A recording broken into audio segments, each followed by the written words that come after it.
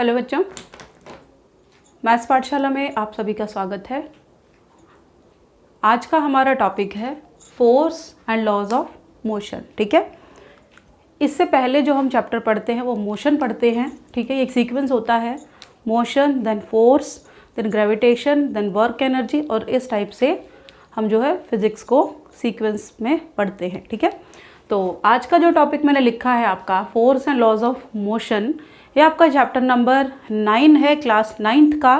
और ऐसा नहीं है कि क्लास 9th का ही टॉपिक है, ये क्लास 11th में भी एज इट इज़ चैप्टर जो है वो आप पढ़ते हैं। ठीक है, तो सबसे पहले हम इस चैप्टर को डिवाइड कर लेते हैं पार्ट्स में। ठीक है, तो देख लेते हैं कि चैप्टर में है क्या क्या। First is we have to discuss what is force, then types of force यानी कि बैलेंस्ड एंड अनबैलेंस्ड। ठीक है, then inertia and mass, then laws of motion. ठीक है, इट मीन्स ये चैप्टर जो है 4 टाइप्स में यानी कि 4 पार्ट्स में डिवाइडेड है और हम इसको 1 बाय 1 पढ़ेंगे। तो सबसे पहला पार्ट हमारा है फोर्स। देखिए, फोर्स से पहले हम अगर मोशन की बात करें तो मोशन क्या होता है? कोई भी ऑब्जेक्ट मूव करता है या अपनी जगह चेंज कर लेता है, it means that object is said to be in motion. और अगर ऑब्जेक्ट अपनी जगह चेंज नहीं करता है, इट मीन्स वो रेस्ट में है। ठीक है, अब फोर्स मोशन से रिलेटेड कैसे है, क्यों हमें मोशन पहले पढ़ना पड़ता है? देखिए, आप दरवाज़ा खोलते हैं, ठीक है, 2 तरह के एक्शन होते हैं, एक होता है आपका पुश और एक होता है पुल। यानी कि जो दरवाज़ा है वो अपनी जगह बदल लेता है, जहाँ पहले था उससे डाइवर्ट हो जाता है। ठीक है, मैं बोल रही हूँ तो मुझे बोलने में कुछ फोर्स लग रहा है। ठीक है, आप कुछ काम करते हैं, आप बॉल फेंकते हैं तो वहाँ पे भी आपको एक फोर्स लगता है, यानी कि इसको हम बोलते हैं बल। ठीक है, तो किसी भी ऑब्जेक्ट पे फोर्स कब लगता है? जब वो ऑब्जेक्ट अपनी जगह बदल के दूसरी जगह पे चला जाए तो उसके ऊपर फोर्स लगता है। इसका मतलब हमने उस पर कुछ ना कुछ फोर्स अप्लाई किया है। ठीक है, तो अब फोर्स के इफेक्ट क्या क्या होते हैं? फोर्स जो है किसी ऑब्जेक्ट की शेप भी बदल सकता है। मान लीजिए एक कोई लोहे का, मान लीजिए आपके पास एक सीनरी टाइप है, आपने उसके ऊपर हैमर मारा तो उसकी जो है शेप बदल जाएगी। ठीक है, आपके घर में प्लेट है, कटोरी है, ठीक है, आप उसको अगर किसी भी प्लास्टिक के बर्तन में अगर आप कुछ आइस जमा के कुछ रख देते हैं फ्रिज में, या बॉटल में आप आइस रख देते हैं तो उसकी शेप चेंज हो जाती है। ठीक है, तो ये एक तरह के एक्सटर्नल फोर्स होते हैं, राइट। तो फोर्स का एग्जाम्पल तो मैंने दे दिया आपको। अब फोर्स कर क्या क्या सकता है वो देखिए। Force can change the shape of an object, एक किसी ऑब्जेक्ट की शेप को बदल सकता है। ठीक है, उसके बाद फोर्स किसी ऑब्जेक्ट की पोजीशन को बदल सकता है। फोर्स किसी ऑब्जेक्ट के मोशन को बदल सकता है। अगर मोशन में है ऑब्जेक्ट तो वो रेस्ट में आ सकता है, रेस्ट में तो मोशन में आ सकता है। इसका एक एग्जांपल हम कार का भी दे सकते हैं। कार चलती जा रही है जब तक हमने उस पर ब्रेक अप्लाई नहीं किया है, और जैसे ही हमने उस पर ब्रेक अप्लाई किया तो वो कार रुक गई। इसका मतलब हमने एक एक्सटर्नल एजेंसी से उसको फोर्स किया और जो कार जो है वो रेस्ट में आ गई। ठीक है, उसके बाद देखिए, आटा गूंथते हैं आप सूखा आटा लेते हैं, ठीक है, लेकिन उसे पानी डालने के बाद जो है वो एक डफ बन जाता है। ठीक है, और दूसरी बात क्या है, कुछ टाइम्स ऐसा होता है, बहुत बार ऐसा होता है कि हम उसके ऊपर किसी भी ऑब्जेक्ट पे फोर्स लगाते हैं और वो अपनी जगह से मूव नहीं करता। जैसे कि मैं आपको एग्जांपल दूँ वॉल का। ठीक है, आप वॉल पे कितना ही फोर्स लगाएं, ये जो है अपनी पोजीशन चेंज नहीं करेगी। इसका मतलब वहाँ पे नेट फोर्स कितना है आपका? 0 है। और ये ऐसा क्यों होता है अब हम डिस्कस करेंगे। जो हमारा सेकेंड पार्ट था टाइप्स ऑफ फोर्स। देखिए, 2 तरह के फोर्स की हम बात करते हैं। एक होता है हमारा बैलेंस्ड फोर्स, ठीक है, और एक होता है हमारा अनबैलेंस्ड फोर्स। ठीक है, किसी भी ऑब्जेक्ट पे 2 तरह के फोर्स अप्लाई होते हैं। ठीक है, मैं अभी आपको 2 तरह के फोर्सेस ही बताऊंगी। ठीक है, धीरे धीरे हम आगे बढ़ेंगे। देखिए, एक एग्जांपल हम लेते हैं। एक ही ऑब्जेक्ट है, ठीक है, एक यहाँ पे एक बच्चा खड़ा है। मान लीजिए एक ये बॉक्स है, बहुत हैवी बॉक्स है। ठीक है, यहाँ पे 2 बच्चे हैं। इन दोनों बच्चों ने क्या किया, इस पे फोर्स लगाया। ठीक है, लेकिन यहाँ से एक ऐसा फोर्स आया जो इस ऑब्जेक्ट को मूव नहीं करने दे रहा। ठीक है, तो इस ऑब्जेक्ट पे 2 तरह से फोर्स लगे। पहले हम इस फोर्स की बात करें तो ये फोर्स होता है हमारा फ्रिक्शनल फोर्स। ठीक है। अब फ्रिक्शनल फोर्स क्या होता है, हम सबसे पहले वो देखेंगे कि फ्रिक्शनल फोर्स वो होता है जो जब दो ऑब्जेक्ट्स एक दूसरे के कांटेक्ट में आते हैं, जैसे मान लीजिए मेरे हाथ जो हैं मैंने इसको रब किया तो इनके बीच में जो फोर्स है वो फ्रिक्शनल फोर्स है, ठीक है। दूसरी बात, force resisting the relative motion, यानी कि जो फोर्स किसी ऑब्जेक्ट के मोशन को रोकता है वो हमारा फ्रिक्शनल फोर्स होता है। एक बात बताइए, जो हम लिखते हैं इसके अंदर भी फ्रिक्शनल फोर्स होता है, ठीक है। एक आप रफ सरफेस पे लिखो, एक आप स्मूथ पे लिखो। रफ सरफेस पे आप बहुत डिफ़िकल्टी से लिख पाते हैं, ठीक है, लेकिन स्मूथ सरफेस पे आप इजीली लिख पाते हैं, राइट। दूसरी बात, हम घास पे चलते हैं, वहाँ पे भी एक फ्रिक्शनल फोर्स आपके पास होता है, क्योंकि आपका पैर और नीचे जो ग्राउंड है वो दोनों एक दूसरे के कांटेक्ट में आते हैं, ठीक है। तो जब भी कोई ऑब्जेक्ट मूव करता है तो उसके लिए दो फोर्सेस होते हैं, एक फोर्स जो हम लगा रहे हैं और एक फोर्स होता है हमारा फ्रिक्शनल फोर्स, राइट। अब क्या हुआ, बच्चे ने फोर्स लगाया, इधर से फ्रिक्शनल फोर्स लग गई, ये हमेशा अपोजिट डायरेक्शन में लगता, उल्टी डायरेक्शन में लगता है जिस डायरेक्शन में हम फोर्स लगा रहे हैं। मान लो मैं उधर से फोर्स लगाती हूँ तो फ्रिक्शनल फोर्स इधर लगेगा, ठीक है। तो बच्चे ने इधर से फोर्स लगाया तो फ्रिक्शनल फोर्स इधर से लगा और ये बॉक्स जो है मूव नहीं कर पाया, ठीक है। अब इन दोनों बच्चों ने क्या किया, फिर से इस बॉक्स पे और फोर्स लगा दिया, यहाँ से फ्रिक्शनल फोर्स भी लग गया, लेकिन ये ऑब्जेक्ट फिर भी मूव नहीं कर पाया, ठीक है। अब देखो, जितना फोर्स ये यहाँ लगाया था मैंने, ये ऑब्जेक्ट मूव क्यों नहीं कर पाया। मैंने बोला कि यहाँ पे फोर्स लगाया, इधर भी लगा, तो ये ऑब्जेक्ट मूव नहीं कर पाए। क्यों नहीं कर पाया, अगर मैंने यहाँ पे 5 न्यूटन फोर्स लगाया है तो इधर से भी इसको 5 न्यूटन ही मिलता है, ठीक है। तो ये दोनों ख़त्म हो जाते हैं और इस पर जो फोर्स है वो 0 लगता है और ये अपनी जगह नहीं बदलता है, ठीक है। नेक्स्ट सिचुएशन पे चलते हैं। फिर से इन्होंने थोड़ा ज़्यादा फोर्स लगाया, फिर भी ये बॉक्स मूव नहीं किया। इसका मतलब ये फोर्सेस कौन से हैं, आपके बैलेंस्ड फोर्सेस हैं ये, ठीक है, बैलेंस्ड हैं, जो कि ऑब्जेक्ट को मूव नहीं करने दे रहा है, ठीक है। अब थर्ड सिचुएशन में क्या है, इन्होंने बहुत ज़्यादा फोर्स लगा दिया और ये ऑब्जेक्ट जो है मूव करके यहाँ पहुँच गया, है ना। अब क्या हुआ, जो इन बच्चों ने फोर्स लगाया वो फ्रिक्शनल फोर्स से ज़्यादा था। ये ऑब्जेक्ट मूव कैसे कर पाया, क्योंकि जो इसके अपोजिट फोर्स लग रहा था फ्रिक्शनल फोर्स, वो इन बच्चों के फोर्स से कम था, इसलिए ऑब्जेक्ट अपनी जगह छोड़ के दूसरी पोजीशन पर चला गया, ठीक है, समझ आया। तो ये था आपका अनबैलेंस्ड फोर्स, ठीक है, जहाँ पे जो है ऑब्जेक्ट मूव करके दूसरी पोजीशन पे चल दिया, ठीक है। अब देखिए, एक बुक रखी है टेबल पे, जब तक मैं उसको नहीं उठाऊंगी तब तक वो अपनी पोजीशन चेंज नहीं कर पाएगी, ठीक है। दूसरी बात, तो इसका मतलब हमें एक्सटर्नल एजेंसी से उसको फोर्स प्रोवाइड कराना पड़ा, ठीक है। तो अभी हमने पढ़ा फोर्स क्या होता है and what do you mean by balanced and unbalanced force. और एक जो मेन पॉइंट यहाँ पे आपने पढ़ा है, फ्रिक्शनल फोर्स जो है हमेशा अपोजिट डायरेक्शन में लगता है, जो फोर्स हम लगाते हैं उससे अपोजिट डायरेक्शन में हमेशा फ्रिक्शनल फोर्स लगता है। तो एक तो क्वेश्चन आपका हमने कवर किया, what effect can be produced by force. Force क्या है, क्या क्या कर सकता है, कौन कौन से इफेक्ट प्रोड्यूस कर सकता है। It means force make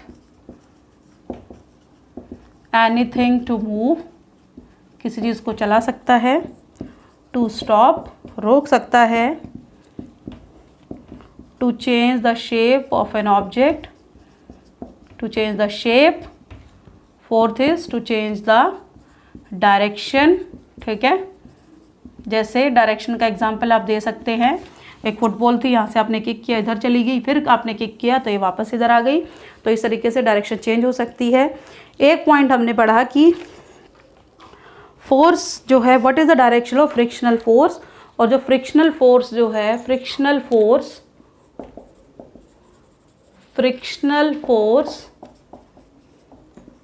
always acts opposite to the direction of motion. जैसे हमने पे एग्जांपल दिया था कि इस ऑब्जेक्ट को इधर फोर्स है तो इधर जाना चाहिए था, तो इसका मोशन इधर की तरफ है ना, तो ऑब्जेक्ट को इधर जाना है, लेकिन फ्रिक्शनल फोर्स इस तरफ लग रहा है तो ऑब्जेक्ट जो है मूव नहीं कर पा रहा है, ठीक है। तो ये तो अभी तक हमने पढ़ा कि अनबैलेंस फोर्स क्या होते हैं, बैलेंस्ड फोर्सेस क्या होते हैं, ठीक है। अब इससे आगे जो नेक्स्ट टॉपिक हम पढ़ेंगे दैट इज़ इनर्शिया, और जो कि बहुत बहुत इंपॉर्टेंट टॉपिक है आपका inertia.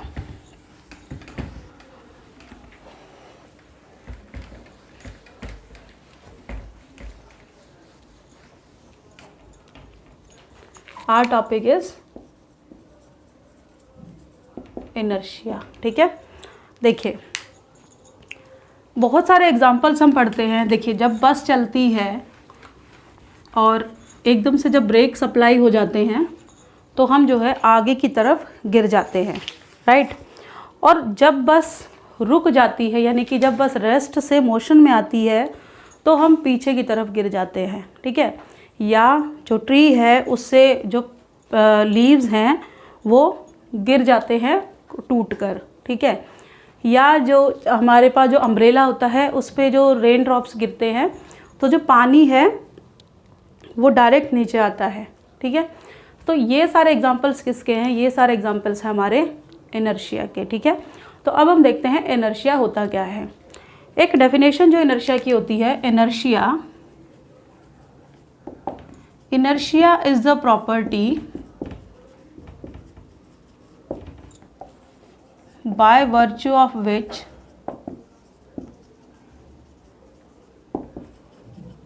an object can resist its state of rest, motion और direction, ठीक है।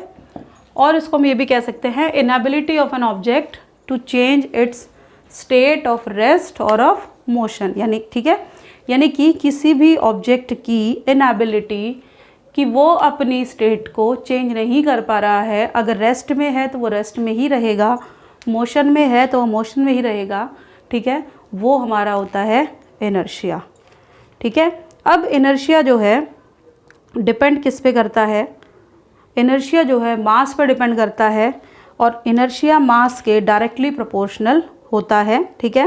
यानी कि अगर किसी ऑब्जेक्ट का मास ज़्यादा है तो उसका इनर्शिया भी ज़्यादा होगा, और किसी ऑब्जेक्ट का इनर्शिया कम है, मास कम है, तो उसका इनर्शिया भी कम होगा। तो अब यहाँ पे कह सकते हैं इनर्शिया और मास के बीच का जो रिलेशन है वो डायरेक्टली प्रोपोर्शनल है, ठीक है। इट मीन्स अगर मास ज़्यादा है तो इनर्शिया भी ज़्यादा होगा, ठीक है। इसका एक एग्जांपल देखिए, एक हमारे पास रबर बॉल है,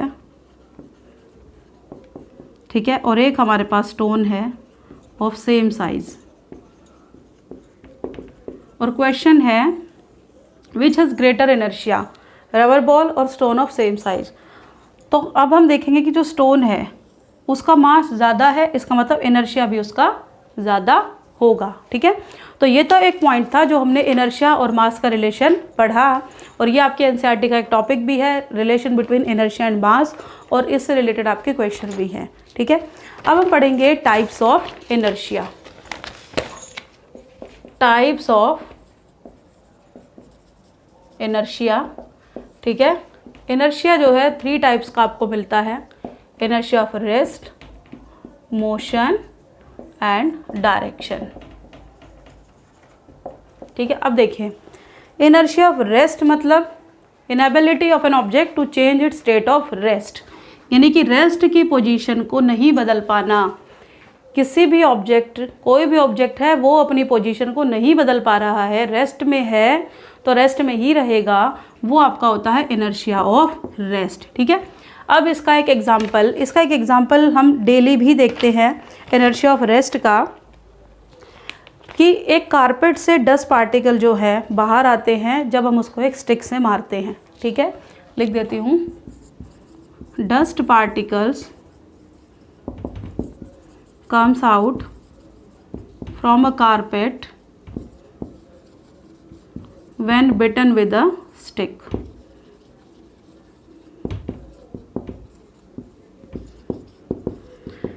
जब आपने कारपेट को उठाया तो उसके अंदर डस्ट पार्टिकल थे, वो उसी के अंदर रहते हैं, ठीक है। इट मीन्स वो डस्ट पार्टिकल रेस्ट में है, राइट।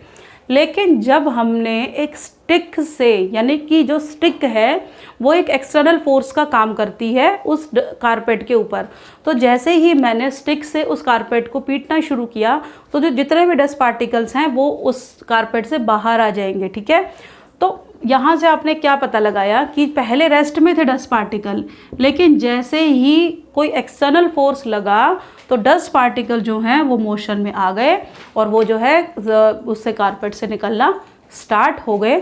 तो ये है आपका इनर्शिया ऑफ रेस्ट का एग्जाम्पल। ठीक है, नेक्स्ट है, अब देखिए कोई भी बुक टेबल पे रखी है तो वो रेस्ट में ही रहेगी, कोई भी बुक टेबल पे रखी है तो वो रेस्ट में ही रहेगी। ठीक है, जब तक मैं उसको नहीं उठाती, मतलब मैं उसको उठाऊंगी, जब मैं उसको उठाऊंगी इट मीन्स मैं एक एक्सटर्नल एजेंसी हूँ, मैं एक एक्सटर्नल फोर्स उसको दे रही हूँ जिससे उसकी स्टेट चेंज हो रही है। कहने का मतलब क्या है कि ये ऑब्जेक्ट अपनी पोजीशन खुद नहीं बदल सकता जब तक इस पे कोई एक्सटर्नल फोर्स नहीं लगेगा। राइट, तो ये होता है आपका इनर्शिया ऑफ रेस्ट। तो अगर आपको क्वेश्चन पूछा जाए dust particles comes out from a carpet when beaten with a stick, give reason, then you have to write inertia of rest. ठीक है, तो ये था आपका रेस्ट का एग्जाम्पल। सेकेंड है आपका मोशन का एग्जाम्पल। मोशन पहले देख लेते हैं। देखिए रेस्ट में था कि वो अपनी रेस्ट की पोजीशन को नहीं बदल पा रहा। मोशन मतलब वो अपनी मोशन, अगर कोई ऑब्जेक्ट मोशन में है तो वो मोशन में ही रहेगा। ठीक है, वो अपनी पोजीशन खुद से चेंज नहीं कर सकता। राइट, अब देखिए इसका एक एग्जाम्पल, आप ट्रेवल करते हैं, ट्रेन में कर रहे हैं, बस में करते हैं। ठीक है, बस जो है मोशन में है, बस चल रही है और एकदम से ड्राइवर ने ब्रेक लगाए। ठीक है, तो आप फॉरवर्ड डायरेक्शन में गिर जाते हैं। ऐसा क्यों होता है? It is due to inertia of motion. ठीक है, क्यों होता है? क्योंकि ये मोशन का आपका एग्जाम्पल है। ठीक है, ऐसा क्यों होता है? देखिए जब आप बस में ट्रैवल कर रहे थे तो आपकी जो बॉडी थी वो मोशन में थी। ठीक है, मोशन में थी, लोअर पार्ट आपका जो है वो मोशन में था और अपर पार्ट आपका रेस्ट में था। लेकिन जैसे ही ब्रेक लगे, ठीक है, तो आपकी बॉडी जो है वो मोशन में आ गई और आप जो है आगे की तरफ गिर गए। ठीक है, तो ये हो गया आपका इनर्शिया ऑफ मोशन। या इसका एक एग्जांपल और हम दे सकते हैं, जब एक एथलीट भागता है, बहुत तेज भागता है, वो तब तक नहीं रुकता जब तक उसका फिनिशिंग पॉइंट आ जाता है। और कई बार आपने ऑब्जर्व किया होगा तो फिनिशिंग पॉइंट आने के बाद भी वो दौड़ता ही रहता है, दौड़ता ही रहता है। ठीक है, तो ये भी आपका एग्जाम्पल इनर्शिया ऑफ मोशन का है। Next is inertia of direction. Inertia of direction क्या है? The inability of a body to change its direction by itself. किसी भी ऑब्जेक्ट की इनएबिलिटी कि वो खुद से अपनी डायरेक्शन चेंज कर सके। इसका एक एग्जांपल आप देख सकते हैं, सर्कुलर ट्रैक्स पे जब आप जाते हैं तो जो पैसेंजर बैठा होगा वो जो है गाड़ी के दरवाजे की तरफ जो है झुकाव हो जाता है उसका, तो वो होता है इनर्शिया ऑफ डायरेक्शन। या जब भी कोई मड होता है, कीचड़ होता है, बारिश आई, कीचड़ आया, तो जब आप बाइक या साइकिल चलाते हैं तो जो कीचड़ है वो हमेशा, जो मड है वो ऐसे टेंजेंशियली आपका फ्लो करता है। ठीक है, तो ये है आपका इनर्शिया ऑफ डायरेक्शन। तीसरा एग्जांपल, हम अम्ब्रेला तो लेते हैं बारिश में, तो अम्ब्रेला से जो पानी है वो हमेशा डाउनवर्ड डायरेक्शन में ही आता है। ठीक है, तो उसका एक डायरेक्शन सेट है या उसको डिज़ाइन इस तरीके से किया गया है कि पानी जो है वो स्लिप होकर नीचे आ जाए। तो ये थे हमारे इनर्शिया एंड इट्स टाइप्स। ठीक है, अब यहीं से एक इम्पॉर्टेंट लॉ बनता है और वो लॉ है हमारा law of Newton's law of motion, और we can say law of inertia,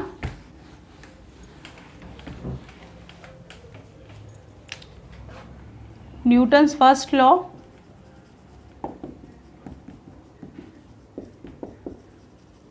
और लॉ ऑफ इनर्शिया। ठीक है, इनर्शिया की डेफिनेशन हमने पढ़ी थी, the inability of a body to change its state of rest और ऑफ मोशन, यानी कि an object at rest will remain at rest, an object in motion will remain in motion. ठीक है, अब न्यूटन्स लॉ के according क्या है? According to Newton's law,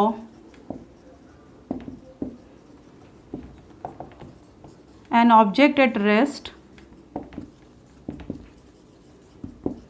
will remain at rest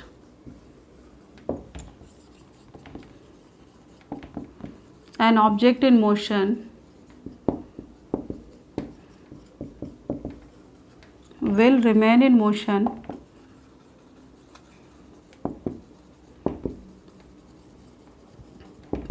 unless it is acted upon by some external force। ठीक है, अब inertia और इसकी डिफाइन को अगर हम कंपेयर करें, यहाँ हम इनर्शिया की लिखते हैं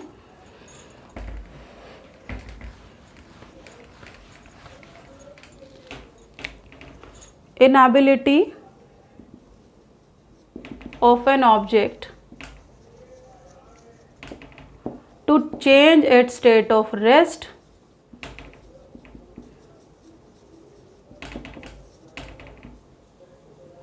or of motion, यही था। inability of an object to change its state of rest or of motion। अब एक बार इसको रीड करें। an object at rest will remain at rest, an object in motion will remain in motion। ये same है हमारा कि object अगर rest पे है तो रेस्ट पे रहेगा, मोशन में है तो मोशन में रहेगा। कब तक? जब तक हम उस पर कोई एक्सटर्नल फोर्स नहीं लगा देते। इसका एक एग्जांपल ही मैंने दिया था कि अगर बुक टेबल पे रखी है तो वो टेबल पर ही रखी रहेगी जब तक मैं उसको नहीं उठाऊंगी। ठीक है, आपकी बॉल यहाँ पड़ी है, वो तब तक यहाँ पड़ी रहेगी जब तक आप उसको किक नहीं करेंगे, आप उसको नहीं उठाएंगे। इट मीन्स जो आपकी बॉल है वो एक ऑब्जेक्ट है, वो रेस्ट पे थी तो रेस्ट पे ही रहेगी, मोशन में है तो मोशन में ही रहेगी जब तक मोशन, अगर वो आगे जा रही है, ठीक है, और बुक को आपने नहीं उठाया है तो वो रेस्ट पे था और उठा लिया, इट मीन्स उस पर एक एक्सटर्नल फोर्स आपने लगाया है। तो ये है आपका Newton's law, Newton's first law. ठीक है, एक बार फिर से बता देती हूँ, कोई ऑब्जेक्ट अगर रेस्ट पे है तो रेस्ट पे ही रहेगा, मोशन में है तो मोशन में ही रहेगा जब तक आप उस पर कोई एक्सटर्नल फोर्स नहीं लगा देते। जैसे इसका एक सिंपल सा एग्जांपल मैं आपको दे दूँ, जैसे एक कार मूव करती है, ठीक है, वो कार जब तक मूव करती रहेगी जब तक आप उस पर ब्रेक सप्लाई नहीं करेंगे, ठीक है, और जब आप उसे ब्रेक सप्लाई करेंगे तो हो सकता है कि आप जो है फॉरवर्ड डायरेक्शन में गिर जाए। ठीक है, तो जो ब्रेक सप्लाई करना है वो एक एक्सटर्नल फोर्स है जो आप उस कार को प्रोवाइड कर रहे हैं उसके मोशन को रोकने के लिए। ठीक है, तो ये था आपका Newton's first law of motion. ठीक है, अब इससे रिलेटेड हम कुछ क्वेश्चन डिस्कस करेंगे। क्वेश्चन आपके एक्सरसाइज से ही है।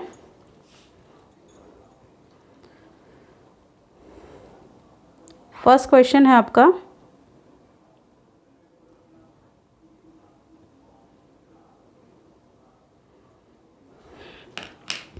फर्स्ट तो वही था कि किसका इनर्शिया ज़्यादा होगा, कि एक स्टोन है और एक आपका रबर बॉल है, तो आपको बताना है कि किसका इनर्शिया जो है ज़्यादा होगा। एक तो क्वेश्चन आपका यही था। तो हमें पता है कि जो इनर्शिया है और जो मास है उसका जो रिलेशन है वो हमें पता है। ठीक है, नेक्स्ट है हमारा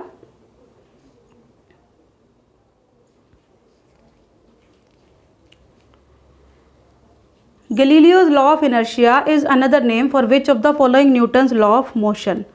Galileo's law of inertia first law of motion का नेम है। ठीक है, तो ये क्वेश्चन आपको जब भी पूछा जाए तो आपका आंसर हमेशा फर्स्ट लॉ आएगा। Next question is the inertia of an object tends to cause the object. Inertia जो है क्या करता है? स्पीड इंक्रीज करता है, स्पीड डिक्रीज करता है, to resist any change in it state of motion, to decelerate due to friction. तो इनर्शिया हमेशा क्या करता है? उसकी मोशन की पोजीशन को रेजिस्ट करेगा। ठीक है, next is the mass of object A is 5 kg। A object का मास 5 kg है और बी ऑब्जेक्ट का मास 40 kg है। A object mass 5 kg, B object mass is 40 kg, C object is 38 kg and D is 56 kg। तो आपको बताना है इसमें से किसका इनर्शिया जो है ज़्यादा होगा।